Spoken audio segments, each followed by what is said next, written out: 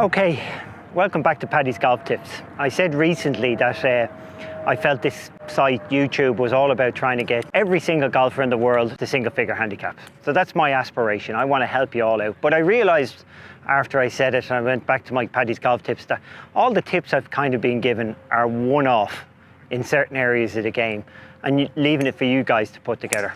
So I've decided now in my next set of Paddy's Golf Tips to do a plan for you.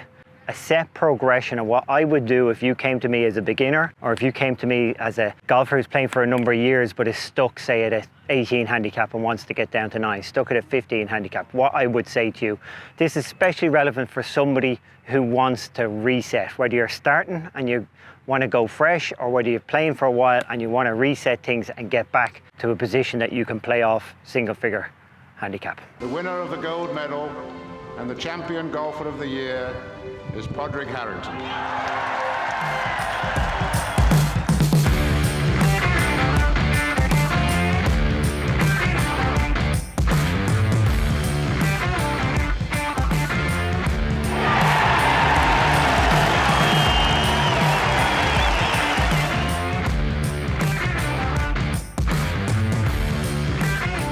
Okay, so we got this good grip, okay? We can move it all directions. We're swinging half swings, okay? We're pausing, we're stepping forward. As you said, it's gonna be all the way forward, okay? We're in good place. We can hit a lot of golf shots, especially a lot of inside 150-yard shots are gonna be hit with that sort of, what you might call a three-quarter swing, like so. A lot of shots, okay. Hopefully you're moving nicely. Now we're going to put a little bit of form onto it. This is the first bit of form we're going to put on it. So again, no golf ball. You can do this in your house if you've got a decent ceiling. Don't do it with anything behind you. You generally won't hit something that's in front of you, but you may hit something that's behind you. So, you know, if you're swinging indoors, just go closer to the wall and make sure there's space behind you and above you. But we're now going to find the ground, okay? So we've done a few things so far. We've just got movement. We're now going to find the ground, which is essential. So you've got to know where this club is hitting the ground, where it's bottoming out. So go out to your garden if you have one and cut daisies. That's what everybody starts. You don't need a ball. You can put a T-peg down. You know, you can find a weed, you can find a T-peg. I'm going to put a T-peg down here just because the grass is actually so good here at Newport Country Club.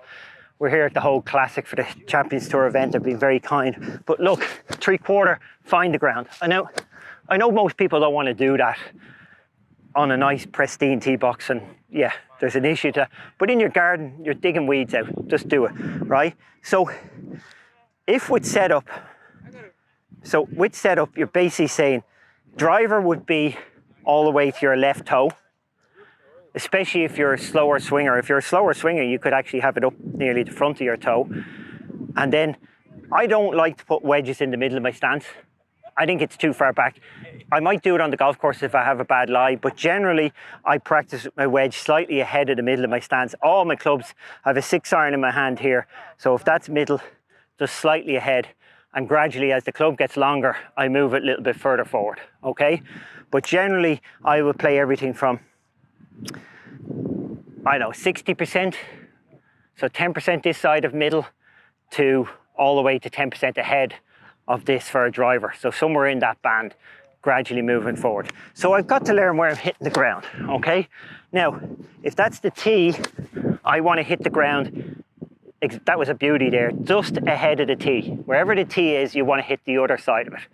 If you hit too far ahead, that's going to cause you to slice the ball, which is a good way of controlling a hook if you end up with a hook. If you hit here, that's going to cause you to end up with a draw, which isn't a bad thing to exaggerate if you do cut the ball too much. So it's okay to do the exaggerations, and we will talk about that later.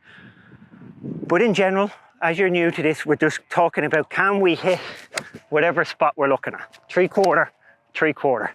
Still stepping, still motion, and I'm happy to move around, okay? I don't have to,